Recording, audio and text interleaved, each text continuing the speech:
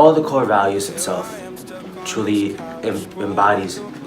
Like, it's a wonderful system. You know, we might not see it now, but like when you get older and older, you get to truly experience each and every single one. But I keep going. Okay, so when I first came into MELS, to start high school in 9th grade, I felt like alienated and I felt like out of place.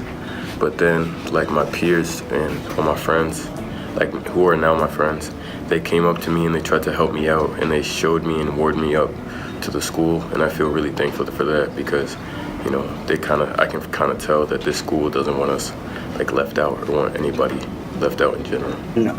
One day I would come to class and then I would wear something that would be kind of odd or like people are not used to seeing, or like I have like paint on my shoes and it looks like really messy but the way I like it. I remember one time somebody said something and I heard it and it was like, what is he wearing?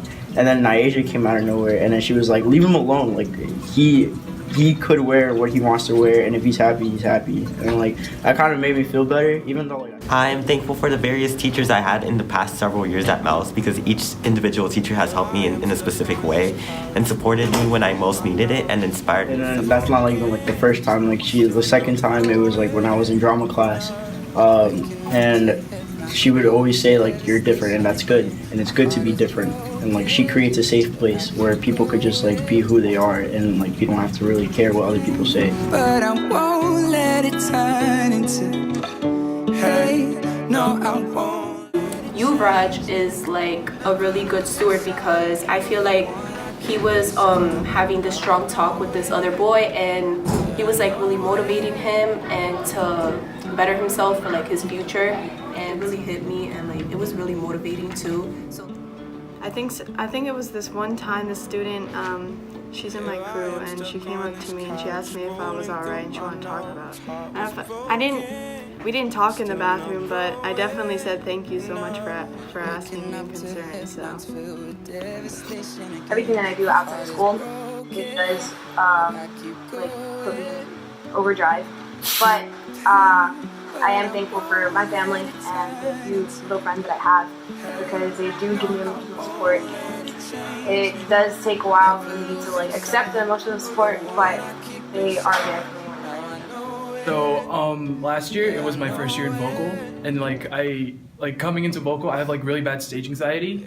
So when it was my first performance I was in the backstage like having a nervous breakdown and like about to freak out.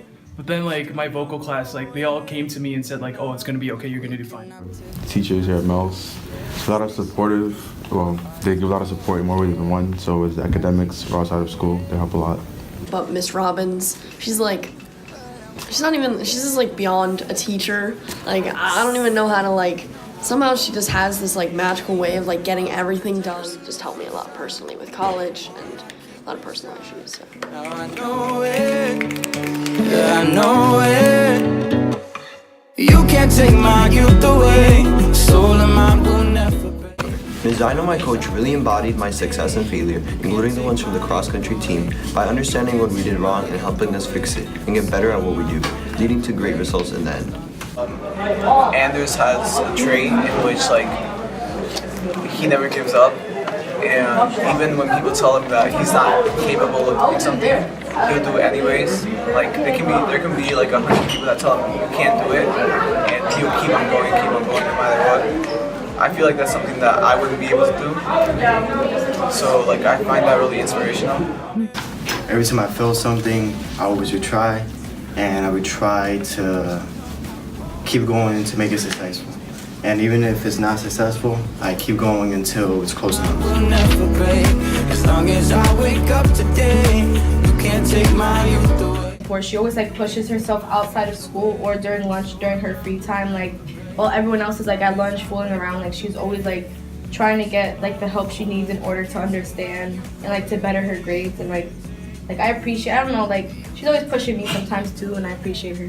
Yeah. So this year we came up with a goal to do good in our classes and come up with grades and go to after school, and we would check in with each other to do good things, and we would go after school to get our grades up. And so at we're in the same crew, so we help each other, and I'm grateful for this person because he would check in with me and I would check in with him. Oh, and what's outside?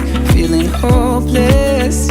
I need focus. Mrs. Doff and Amanda in my grade, and I know a few others also supported them in doing this, started this social outreach group as an after school because I thought that it showed stewardship and advocacy because they're starting it, they're sort of caring for their community and like educating people about the certain social issues in the world, which I think just like helps educate our MELS community and help us better understand some issues in the world. And I thought it was very brave that they took the courage to start an after school program.